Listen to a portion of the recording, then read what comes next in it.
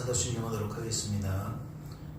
전능하사 천지를 만드신 하나님 아버지를 내가 믿사오며 그 외아들 우리 주 예수 그리스도를 믿사오니 이는 성령으로 잉태하사 동정녀 마리아에게 나시고 본디오 빌라도에게 고난을 받으사 십자가에 못 박혀 죽으시고 장사한 지 사흘 만에 죽은 자 가운데서 다시 살아나시며 하늘에 오르사 전능하신 하나님 우편에 앉아 계시다가 저리로서 산자와 죽은 자를 심판하러 오시리라. 성령을 믿사오며 거룩한 공회와 성도가 서로 교통하는 것과 죄를 사하여 주시는 것과 몸이 다시 사는 것과 영원히 사는 것을 믿사옵나이다. 아멘. 함께 찬양하도록 하겠습니다.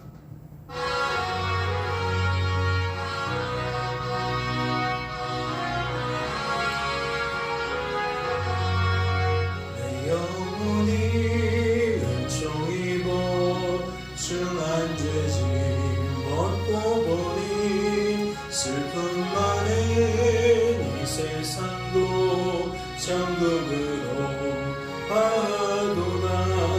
할렐루야 찬양하세. 내 모든 죄 사함받고 주 예수와 동행하니 그 어디나 하늘나라 주의 얼굴 뵙기 전에 멀리 뵈던 하늘나라 내 맘속에 이루어지니 날로 가깝도다. 할렐루야 찬양하세. 내 모든 죄 사함받고 주 예수와 동행하니 그 어디나 하늘나라 높은 산이 거친 들이 조막이나 궁궐이나 내 주 예수 오신 곳이 그 어디나 하늘나라. 할렐루야 찬양하세. 내 모든 죄 사함받고 주 예수와 동행하니 그 어디나 하늘나라.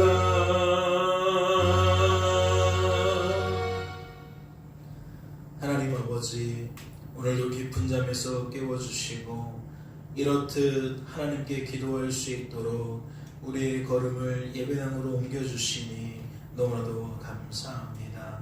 오늘도 말씀을 통독할 때에 말씀을 통하여 우리를 향한 하나님의 뜻과 마음을 깨닫게 하시고 깨닫는 것을 넘어 인정하게 하시고 또한 고백하게 하셔서 우리의 삶이 말씀대로의 삶이 되어질 수 있도록 도와주옵소서. 그 말씀대로의 삶이 펼쳐질 수 있도록 주께서 친히 가르쳐 주시고 친히 감화하시고 감동하여 주실 줄로 믿고 감사드리며 이 모든 말씀 우리를 죄에서 구원하신 예수님의 이름으로 기도하옵나이다. 아멘. 오늘 살펴보실 하나님의 말씀은 신약성경 디도서 3장 말씀입니다. 신약성경 디도서 3장 말씀 함께 통독하도록 하겠습니다. 통독합니다.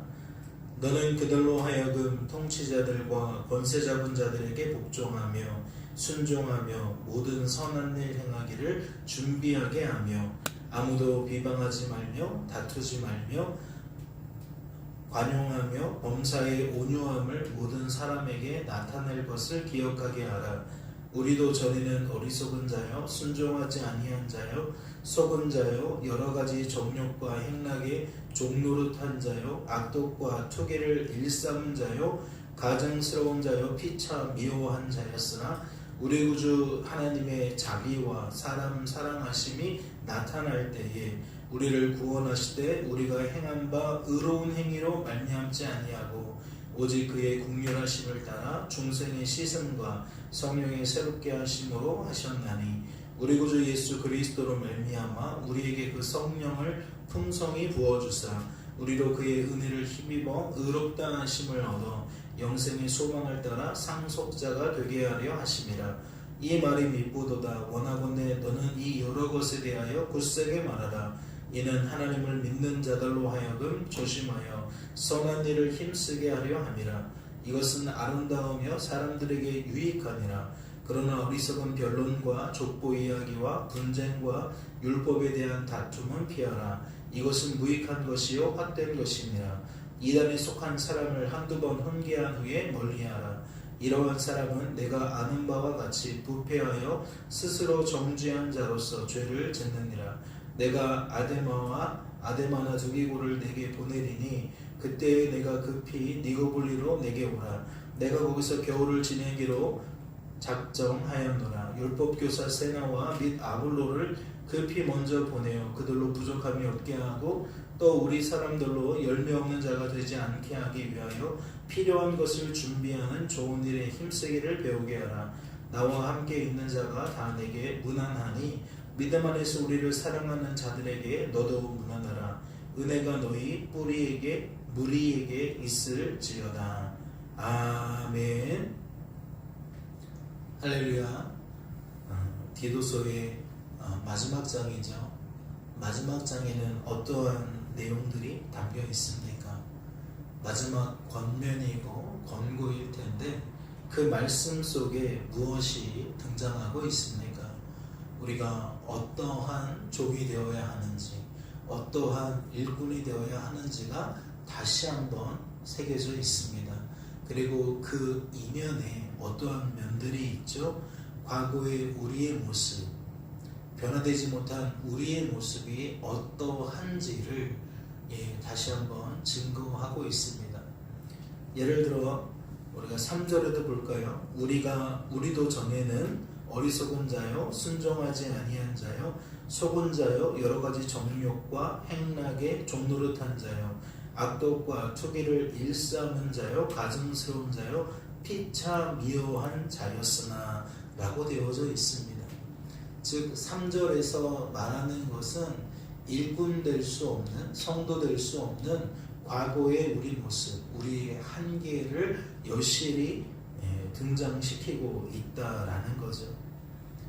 또한 9절을 보십시오. 그러나 어리석은 변론과 족보 이야기와 분쟁과 율법에 대한 다툼은 피하라. 이것은 무익한 것이요 헛된 것이니라. 이단에 속한 사람을 한두 번 훈계한 후에 멀리하라. 이러한 사람은 내가 아는 바와 같이 부패하여 스스로 정죄한 자로서 죄를 짓느니라. 9절과 10절과 11절에 보면 어떠한 부류의 사람들을 말하는 겁니까? 율법이라는 것에 붙들려 있는 사람들을 말하는 겁니다.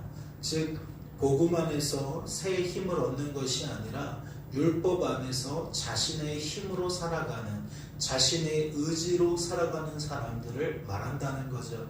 그러한 사람들의 특징이 뭐예요? 변론하게 되고 분쟁하게 되고 자꾸만 이런 하나님이 아닌 것들을 의지하여 자기의 말에 권세를 부여한다는 거예요.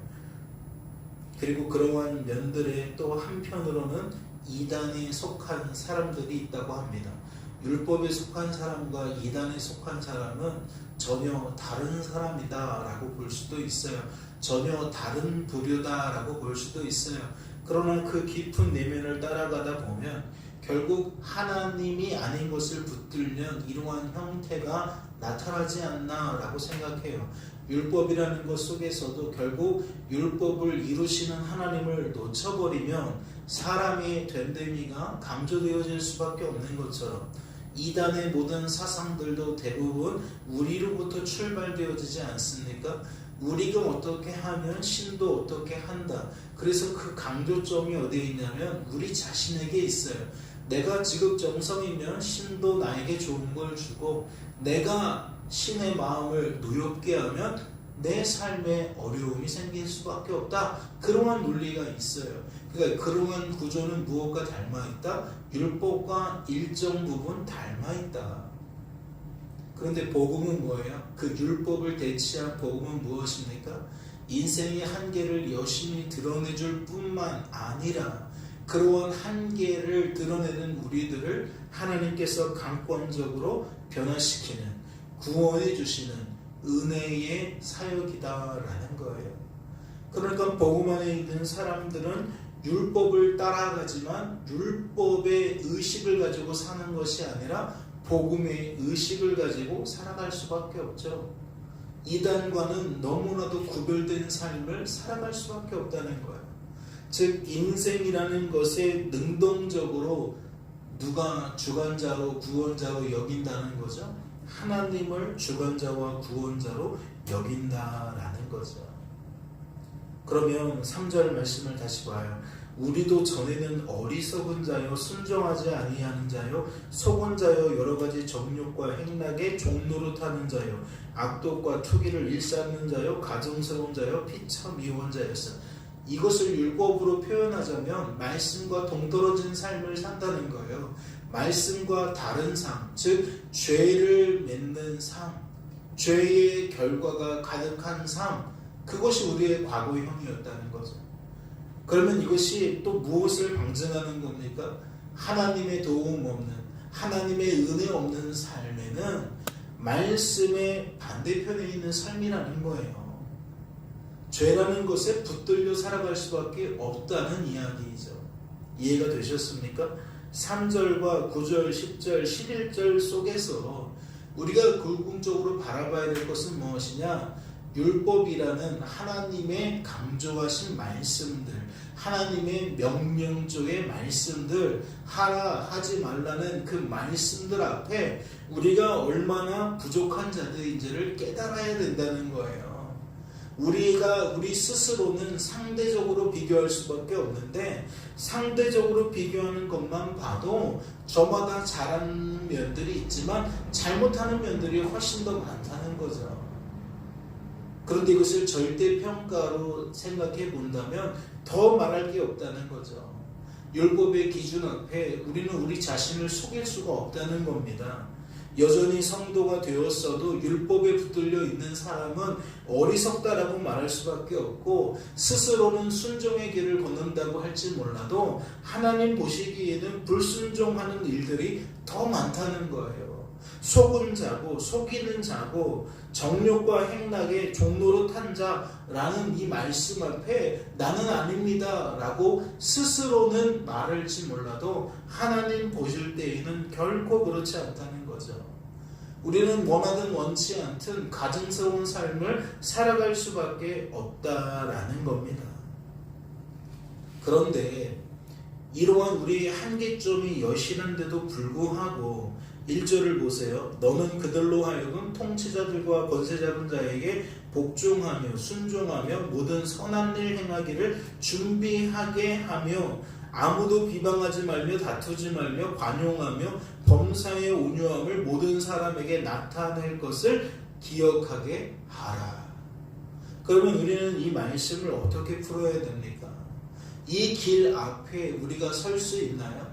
우리가 이러한 교훈을 받으면 이러한 삶을 살기 위하여 노력은 할 수 있어요. 그런데 정말 이 기준 앞에 합당한, 부합하는 삶을 살아갈 수 있나요? 지도자의 역할은 무엇이냐면 그것을 사람들에게 기억나게 하는 거예요. 율법이라는 하나님의 의중, 하나님의 선한 뜻을 사람들로 하여금 기억나게 하는 겁니다. 무엇을 위하여서 그러는 거죠? 그 기준 안에 들지 못하는 우리들을 발견케 하기 위함이죠. 그러한 우리들을 깨닫게 하기 위함이죠. 그래서 우리들로 하여금 성도로서 무엇을 바라보게 한다? 하나님을 바라보게 한다. 은혜의 하나님을 바라보게 한다. 나를 세워주실, 나를 온전하게 만들어주실 하나님을 의지하게 만든다. 그 결과가 뭐예요? 변화가 나타나면 변화가 나타난 대로 하나님을 자랑하는 삶을 살게 되어지는 거죠.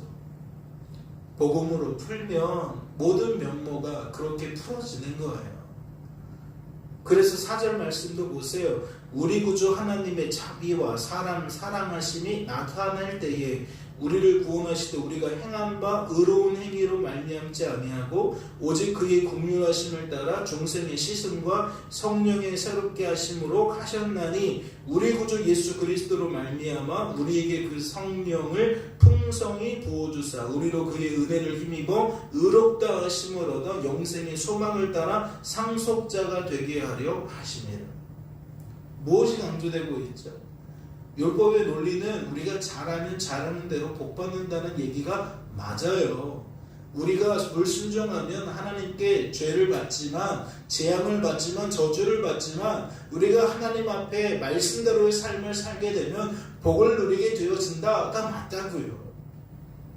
그런데 그러한 논조로 말씀을 쭉 들여다보고 분석하고 설명하고 그것을 우리의 삶의 지침으로 삼게 되어지면 결국 우리는 또 어떠한 오류에 사로잡히게 되어진다? 우리의 한계에 가로막혀서 되지 못한 상황에서 된 줄로 착각하며 살게 되어진다. 그러나 복음이라는 것 안에서 이 율법을 바라보게 되어지면 그 모든 조항조항들 말씀 하나하나가 우리를 치는 가시가 되어서 우리의 모든 더러움을 직시하게 만들고 그 더러움 속에서 하나님 앞에 엎드려 회개하며 뭐하게 만든다? 하나님의 자비를 구하게 된다. 하나님의 사랑을 구하게 된다. 하나님께서 예수 그리스도로 말미암아 우리를 구원하시는 그 은혜를 사모하게 되어진다. 그러면서 오늘 마지막 끝절에 7절에 뭐라고 말합니까? 영생이라는 소망을 다시 끄집어내고 있어요. 이 영생의 소망이 어디에서 나온 겁니까? 우리가 1장에서 살펴볼 때에 믿음도 이야기하고 진리의 지식도 얘기하고 영생의 소망도 얘기하지 않았습니까? 그런데 우리가 그것을 어떻게 풀었어요? 이것은 복음이고 복음 안에 담겨있는 내용들이다, 열매들이다 라고 말씀을 드렸어요. 그리고 그 일관된 모습으로 말씀을 해석해 가다 보면 결국 오늘 3장에서도 우리는 무엇을 다시 만나게 된다? 복음을 만나게 된다. 예수 그리스도께서 십자가에서 담당하신 그 일이 어떠한 일인지, 우리에게 어떠한 효력을 내는 일인지, 우리가 성도로서 그 복음 안에 산다는 것은 우리의 삶을 어떻게 인식하며 살아가는 것인지 다시 한번 확증할 수가 있다. 사랑하는 성도 여러분, 우리의 행위는 믿음으로 말미암지 않는 게 없어요. 은혜로 말미암지 않는 게 없습니다. 즉 하나님의 도우심, 붙드심이 아니면 우리의 삶에 선이라는 것이, 의라는 것이 존재하지 않는다는 거예요. 그런데 이러한 인식은 무엇으로부터 출발이다? 우리 스스로의 힘과 능력으로는 말씀에 부합된 삶을 살아갈 수 없다는 전제 속에서 나오는 것이다. 오늘도 예수 십자가 아래에 우리의 민낯을 통회하고 자복하셨으면 좋겠습니다. 우리가 얼마나 말씀에 반하는 삶을 살고자 하는지, 우리의 애씀을 하나님에 대해서 찾지 못하면 그것까지도 우리는 마치 우리의 것인 줄로 착각할 수밖에 없는 그러한 종자들인 것을 깨닫고 정말 범사에 하나님 때문에 감사하고 하나님 때문에 기뻐하고 하나님을 찬양하는 삶을 살고자 하신다면 복음이 무엇인지부터 다시 한번 점검하시고 그 복음 안에서 사는 삶이 무엇인지 말씀을 따라 해석해가며 이제 오늘 한날도 우리의 삶이 그 복음의 삶으로 인식되어질 수 있기를 주님의 이름으로 소망합니다. 잠시 기도하겠습니다. 하나님 아버지, 말씀에 구한 바가 하나님을 철저하게 바라보고 의지하고 자랑하기를 바라시는 줄로 압니다. 수천 년의 세월이 흘러도 문명이 발달하고 지식이 쌓이고 쌓여도 경험이 쌓이고 쌓여도 우리를 우리의 죄에서 구원할 길이 없습니다. 늘 오류에 빠지고 스스로 미련하게 되어 어리석은 말과 행동을 쏟아낼 수밖에 없는 것이 우리들입니다. 하나님, 성도는 구별된 자들입니다. 성도는 택함받은 사람입니다. 복음으로 인생을 재해석하게 하시고 재인식하게 하여 주셔서 죄의 역사, 죄의 흐름을 따라가는 것이 아니라 복음의 역사, 은혜의 역사, 구원의 역사를 따라갈 수 있도록 도와주옵소서. 오늘도 하나님만 하나님이심을 기억하며 인생의 주관자와 구원자는 오직 하나님이심을 기억하며 하나님이 아닌 것을 하나님으로 대체하지 않게 하시고 오직 하나님만 바라보고 의지하고 자랑하는 삶을 살아갈 수 있도록 주님 축복하여 주옵소서. 주께서 우리를 붙들어 주실 줄로 믿고 감사드리며 예수님의 이름으로 기도하옵나이다. 아멘. 하늘에 계신 우리 아버지여, 이름이 거룩히 여김을 받으시오며 나라의 마으시며 뜻이 하늘에서 이룬 것 같이 땅에서도 이루어지이다. 오늘날 우리에게 일용할 양식을 주옵시고 우리가 우리에게 죄 지은 자를 사하여 준 것 같이 우리 죄를 사하여 주옵시고 우리를 시험에 들게 하지 마옵시고 다만 악에서 구하옵소서. 대개 나라와 권세와 영광이 아버지께 영원히 있사옵나이다. 아멘.